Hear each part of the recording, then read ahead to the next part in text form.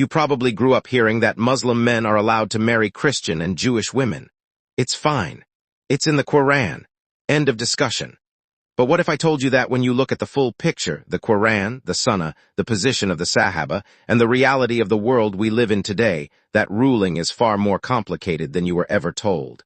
And what if the conclusion most scholars are reaching today is that this marriage, without the person becoming Muslim, is something a believer should not enter into?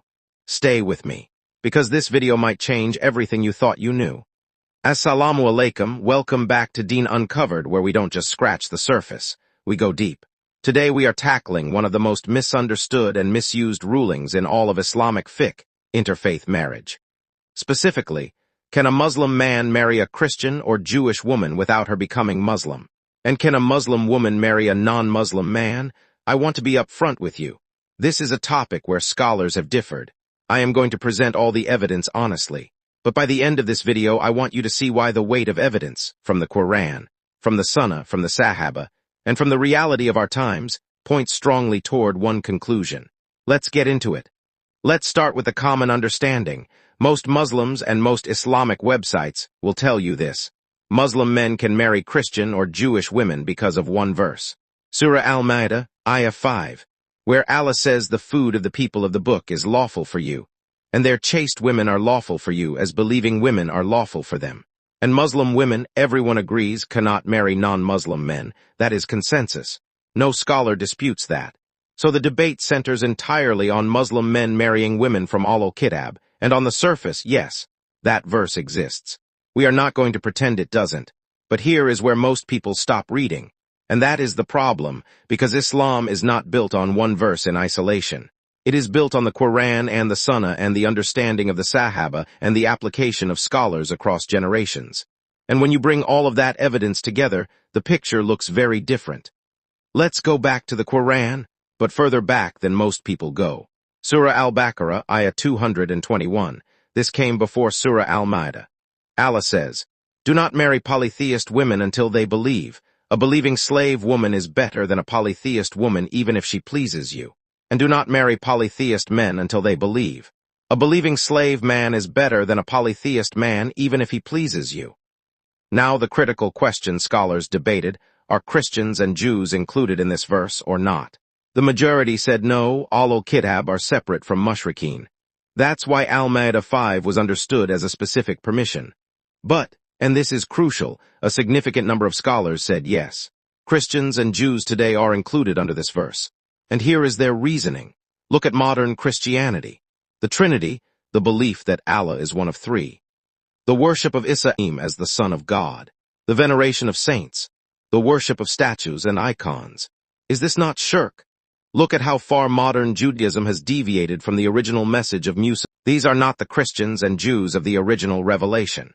These are communities whose religion has been so fundamentally altered that the original permission, if it ever applied broadly, cannot simply be transferred to them wholesale. Ibn Umar, one of the greatest companions of the Prophet FDFA, was asked about a Muslim man marrying a Christian or Jewish woman. His response was direct. He said he did not know of a shirk greater than a woman who says Isa is her Lord. Ibn Umar, one of the most knowledgeable Sahabah, calling it shirk, that is not a minor opinion. That is a heavyweight of this deen, drawing a direct line between modern Christian belief and polytheism. Now let's look at the Sunnah and the practice of the Sahabah, because this is where the argument becomes even stronger. The Prophet said, "A woman is married for four things: her wealth, her lineage, her beauty, and her religion. Choose the one with religion, may your hands be blessed." Choose the one with religion. Not choose whoever you like as long as she is from al-Khattab.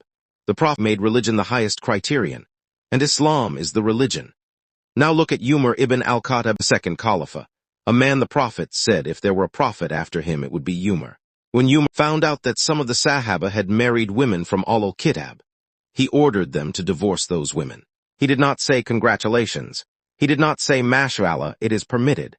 He told them to end those marriages. Now some scholars say Umar's position was a recommendation, not an obligation. But ask yourself, why would one of the greatest companions of the Prophet, a man renowned for his deep understanding of this deen, react this way if this marriage was simply fine and unproblematic? Hudhayfa ibn al-Yaman, another senior companion, also married a Jewish woman. And Umar wrote to him ordering him to let her go. Hudhayfa responded asking, "Are you saying it is haram?" Umar said, "I am saying it is a fitna. Leave her. Fitna, a trial, a danger." This is the language the Sahabah used about this marriage, not celebration, not encouragement. Warning. Now let's talk about something the fiqh books don't always address, the reality on the ground, the lived experience, because Allah does not make rulings without wisdom, and the wisdom here is clear when you open your eyes. When a Muslim man marries a Christian or Jewish woman, what happens to the children? In many cases, and statistics bear this out, the children are raised in a mixed religious environment. Sometimes they follow the mother's religion. Sometimes they follow no religion at all. The Islamic identity gets diluted generation by generation. The Prophet said every child is born on the fitra, the natural disposition toward Islam. The parents then make them a Christian or a Jew. When you marry outside of Islam, you are statistically increasing the chance that your children will not be raised as Muslims. That is not speculation. That is what we see happening in Muslim communities in the West every single day. And for Muslim women, the situation is even clearer.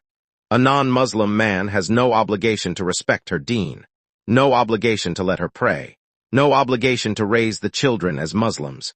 She enters that marriage with no Islamic protection whatsoever. This is why the Ummah has always understood, intuitively, that marriage in Islam is not just about two individuals. It is about the preservation of the deen across generations. Every marriage is a decision about what the next generation will believe. So where do scholars stand today? Many contemporary scholars, including major institutions, have moved towards strong restriction or outright prohibition of Muslim men marrying Christian or Jewish women in today's context. The reasoning combines everything we have covered. 1. The theological corruption of modern Christianity and Judaism brings them closer to shirk than to the original al-Khattab the Quran addressed. 2. The practice and warnings of the Sahabah, particularly Umar ibn al-Khattab, carry enormous weight. 3. The real-world consequences for Muslim families, children, and Islamic identity in the modern world make this a matter of protecting the deen itself. 4. The general principle of Islamic law. When something leads to harm and the corruption of the deen, it is restricted even if it was originally permitted. The scholars who still permit it typically do so with heavy conditions. The woman must be genuinely from al-Khattab, genuinely chaste, and the man must be strong enough in his deen to protect his household and raise his children as Muslims. But let's be honest, how many men marrying outside of Islam today meet that bar? The permission was never meant to be a convenience. It was never meant to be used because someone fell in love with a non-Muslim woman at work. It came with enormous responsibility attached to it. And when a ruling is consistently being misused and causing harm to the Ummah, the scholars of this deen have always had the tools to restrict it. So let me be clear about where this video stands. The strongest position, supported by the Quran, the Sunnah, the practice of the Sahabah, and the overwhelming reality of Muslim life today, is this. A Muslim should not marry a Christian or a Jew without that person sincerely embracing Islam. Not for paperwork, not for the wedding, sincerely, from the heart. Not because we look down on Christians or Jews, not because we hate anyone, but because marriage in Islam is an act of worship. It is the foundation of a Muslim family. It is how the deen is passed to the next generation. And you cannot build an Islamic home on a mixed foundation. To the brothers watching this, do not use a minority opinion to justify a decision your heart already knows is wrong. The Sahaba warned you. The scholars have warned you. And deep down, you already know. To the sisters watching this, you already have the clearest ruling. Protect your deen. Do not compromise it for anyone. May Allah grant us all spouses who strengthen our connection to Him. May He protect our families and our children, and may He keep the Ummah firm on this deen. If this video made you think, share it. Someone in your circle needs to hear this today. Jazakum Allahu khairan. Assalamu alaikum wa rahmatullahi wa barakatuh.